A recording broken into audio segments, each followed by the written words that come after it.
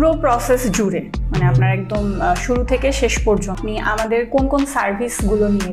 আমি মোটামুটি প্রথমে কনসালটেন্সি সার্ভিস নিয়েছিলাম, যেখানে ওনারা আর কি আমার অ্যাডভাইস করেছিল যে কই অ্যাপ্লাই করব, তারপর ইউনিভার্সিটিতে অ্যাপ্লাই করা, তারপর অফার লেটার পাওয়া, এগুলো ওনারা হ্যান্ডেল করেছে। এমনকি যে ভিসা প্রসেসিংয়ের যে সব